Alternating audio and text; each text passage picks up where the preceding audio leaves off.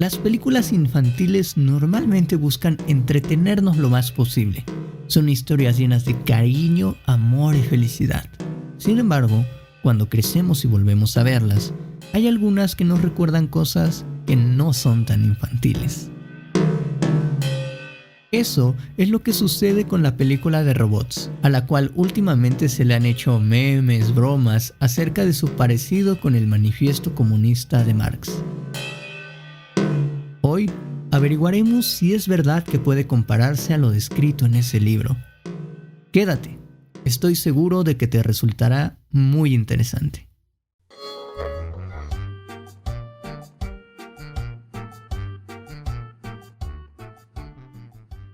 Piedra, papel o tijera. Piedra, papel o tijera. Piedra, papel. Piedra, papel. Papel, piedra. Papel y piedra. Un podcast para todos. A ver.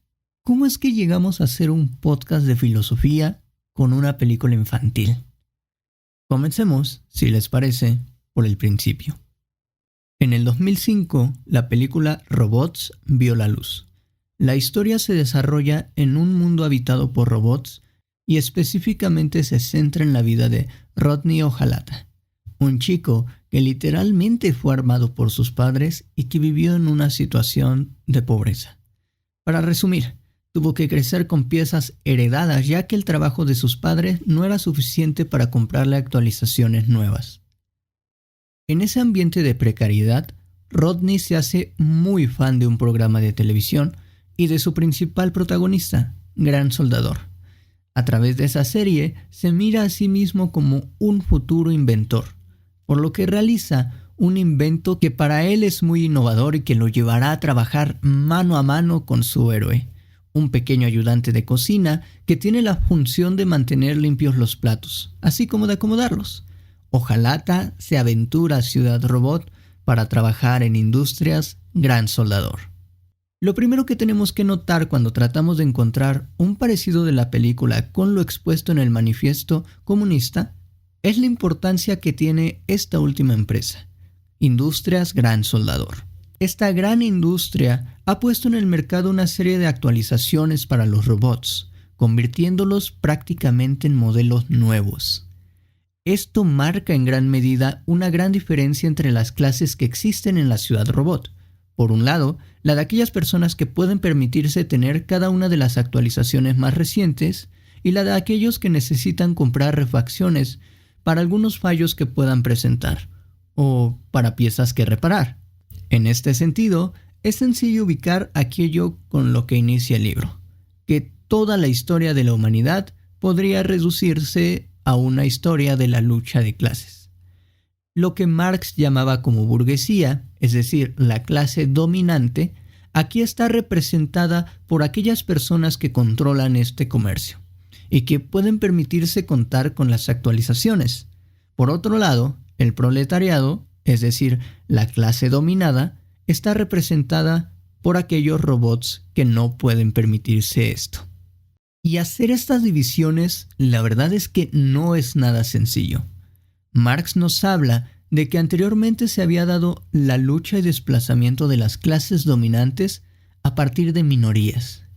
Imaginémoslo de la siguiente manera. Un grupo de personas que controla ciertos campos ahora sustituye a aquellos que controlan las grandes urbes, convirtiéndose ellos en los dominantes.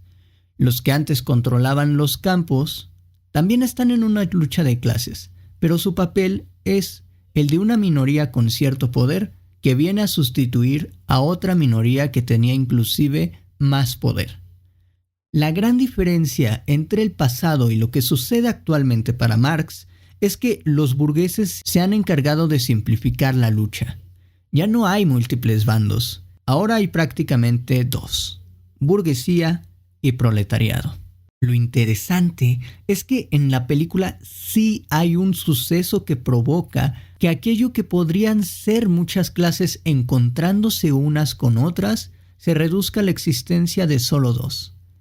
Este momento es la decisión que toma Industrias Gran Soldador para que ya no hagan más refacciones para aquellos robots que no puedan pagar las actualizaciones.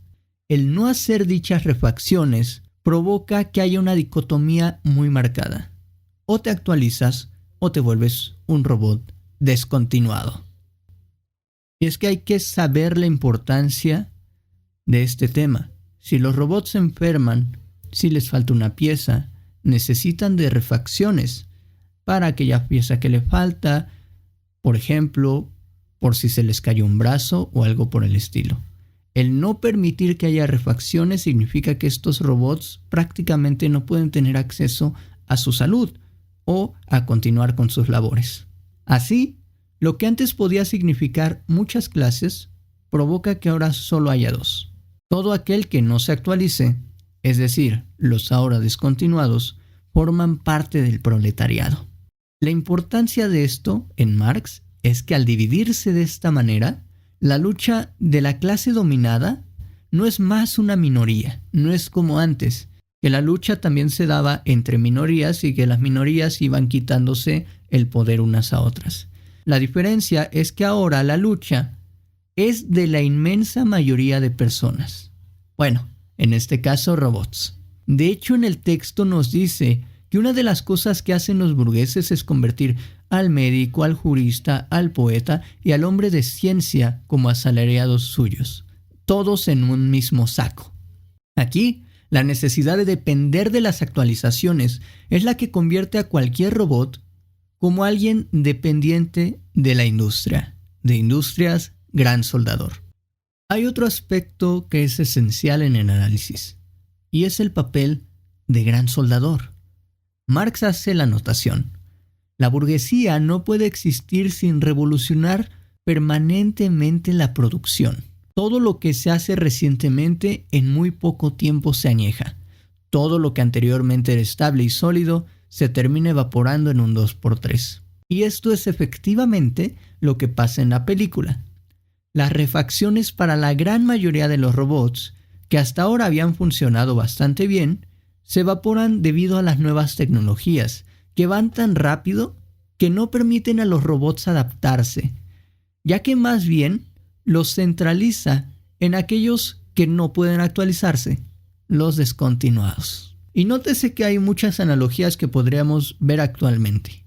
Algunas cosas que podríamos hacer nosotros mismos, vemos que aun cuando anteriormente funcionaban bien, se utilizaban correctamente, hemos visto a las tecnologías encontrar espacio en esas cuestiones en un esfuerzo de agilizar procesos y ventas. Algo parecido vemos actualmente, ¿no? ¿En dónde entra, pues, Gran Soldador? Recordemos que anteriormente era el director de la industria. En ese sentido, era la anterior entidad de poder en la sociedad. Aquí Marx nos hace una anotación muy importante. Los burgueses terminan convirtiéndose en un mago que no pueden controlar sus propios trucos. Así, la tecnología los termina rebasando, la producción los rebasa, y eso es precisamente lo que le pasó a Gran Soldador. Inclusive, recordando la película, cuando van a visitarlo y le preguntan por qué había dejado Industrias Gran Soldador a Ratchet, él explica que era porque no podía hacer nada contra las actualizaciones, y le dice a Rodney que tampoco debería hacer nada. Ese es el más claro ejemplo de cómo la enorme producción termina desembocando en una lucha que terminó por establecer al burgués, desplazando al anterior ente que dominaba, que en este caso es Gran Soldador. La producción, las actualizaciones lo rebasaron y terminaron quitando ese puesto de ente líder. Ahora bien, en el texto no solamente se remarca que los burgueses han creado su propia perdición, sino que también han formado a quienes los van a reemplazar, es decir, los robots descontinuados. Y eso sucede al final de la película. De hecho, es de las razones principales por las cuales vemos muchas imágenes haciendo la analogía entre la película de robots y el manifiesto comunista. En la batalla final, cuando ya todo parecía perdido para Ojalata y sus amigos, entra una enorme población de proletariados, de robots descontinuados a los cuales Ojalata había ayudado. Y así derrotan a Ratchet, o sea, a la burguesía, e instauran ellos el nuevo régimen. Tal cual lo describió el manifiesto, pues ahí se nos dice que el proletariado alcanzaría la victoria, pero además que lo haría de manera coercitiva. Según el texto, no se podía lograr de otra manera. Eso pasa en la película. La gran diferencia entre esta y otras luchas de clases es que esta victoria no fue para una minoría que escala el estrato social quitando otra minoría, sino que fue la victoria de una mayoría que logró unificarse. Para finalizar, quiero puntualizar algo de lo que me di cuenta al verla hace poco y que creo que es lo más interesante de todo. En Marx, la alienación es un concepto muy importante, heredado de otros pensadores como Hegel, aunque claro, con sus diferencias. Actualmente, la alienación, se utiliza para enfatizar cómo una persona se encuentra alejada de lo que sucede en el exterior, en la sociedad. En sus manuscritos de París, Marx nos dice lo siguiente: la extrañación del trabajador en su producto significa que su trabajo se convierte en un objeto, en una existencia externa, más aún extraña, independiente, ajena, en un poder autónomo frente a él, que la vida que el trabajador ha transmitido al objeto que se enfrenta, hostil y ajena. Aquí termina la cita. Esto quiere decir que el objeto producido por su trabajo, esto es, el producto, se convierte en algo extraño para la persona, como un poder independiente del productor, que no tiene nada que ver con la persona que lo hace, con la persona que trabaja. Y es que hay que tener en claro que el trabajo es algo que hacemos todas las personas para transformar la realidad, por lo que la alienación produce una extrañación o enajenación en la propia naturaleza humana. El trabajo alienado enajena a las personas de su propia esencia humana. La vida del trabajador que ha transmitido al objeto se le presenta a él como ajena y hostil. ¿Y qué tiene que ver esto con los robots? Recuerden que se aleja de la esencia humana y de la vida que transmiten al objeto de su trabajo. Piénsese en el padre de Rodney. Él era un lavatrastes, pero para hacerlo, su cuerpo tuvo que adaptarse a un lavatrastes y no con piezas de música como él quería. Aquí la relación entre la vida del productor y de su trabajo está más que marcada. Su trabajo determina su forma, su funcionalidad, sus partes. Su vida depende del trabajo que está realizando. La vida y el trabajador están tremendamente unidas. Su trabajo forma parte del robot. Es él, es su vida. ¿Qué pasa cuando les dicen que no habrá refacciones? Primero, les quitan su trabajo. ¿Por qué? Porque al ser obsoletos, ya no hacen piezas para ellos. O sea que esas piezas específicamente creadas para poder trabajar, desaparecen. Ya no pueden trabajar. Lo sorprendente es lo que pasa después. Al estar la vida íntimamente relacionada con el trabajo, cuando son obsoletos, buscan ser eliminados por las máquinas, las grandes máquinas que se presentan en la película que se llevan las cosas ya desactualizadas, ya descontinuadas. Así, la tecnología e industrias gran soldador, al quitar el trabajo y segregar a la población que no puede tener esas actualizaciones como obsoletos, también los priva de su vida. Les quita el trabajo y les quita la vida. Hemos llegado al final de este programa, pero no quiero irme sin recordarles que pueden seguirnos en Facebook con el nombre de Papel y Piedra, en Spotify como Papel y Piedra el coloquio de los perros y en Instagram como @papelypiedra podcast.